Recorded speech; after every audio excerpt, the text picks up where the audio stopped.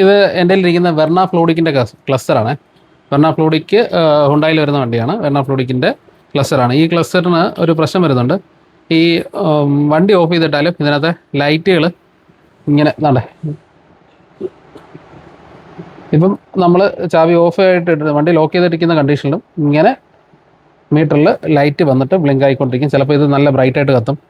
അപ്പം ഈ ഒരു പ്രശ്നം നമ്മുടെ ഈ ക്ലസ്റ്ററിന് സംഭവിക്കാറുണ്ട്. അപ്പോൾ ഇതിന് വേണ്ടിയിട്ട് വേറെ കാര്യങ്ങളൊന്നും നോക്കണ്ട, നമുക്ക് ഈ ക്ലസ്റ്റർ റിപ്പയർ ചെയ്താൽ മതിയേ. ഇതിപ്പോൾ നമുക്ക് ഈ ആഴ്ച തന്നെ ഒരു 5-6 ക്ലസ്റ്ററിന് മുകളിൽ ഈ ആഴ്ച തന്നെ വന്നിട്ടുണ്ട്. അപ്പോൾ അതുകൊണ്ട് ഒരു അവയർനെസ് വീഡിയോ ആയിട്ട് ഞാൻ എടുത്തു എന്നുള്ളതേ ഉള്ളൂ. ഇതെല്ലാവർക്കും അറിയാവുന്ന കാര്യമായിരിക്കും, ജസ്റ്റ് എന്നാലും അറിയാത്തവർ നോക്കുക, ശ്രദ്ധിക്കുക. നിങ്ങളുടെ വണ്ടിക്ക് ഇതേപോലെ ഒരു പ്രശ്നം വരുന്നുണ്ടെങ്കിൽ ഈ മീറ്റർ എടുത്തിട്ട് നിങ്ങൾ അടുത്തുള്ളൊരു മീറ്റർ റിപ്പയർ ഷോപ്പിൽ കൊടുത്തു കഴിഞ്ഞാൽ അവർ റെഡിയാക്കി തരും.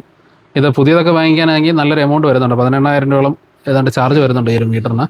18,000, ചില വേരിയൻറ്റിനൊക്കെ 45,000-ഓളം രൂപ വില വരുന്നുണ്ട്.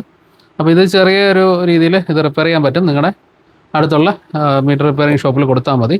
ഈ ഒരു കേസ് നിങ്ങൾക്ക് ഇങ്ങനെ വന്നു കഴിഞ്ഞാൽ വണ്ടിയുടെ മെയിൻ ബാറ്ററി ഡ്രെയിനായി പോകുന്നൊരു പ്രശ്നം നിങ്ങൾക്ക് ഉണ്ടാവും.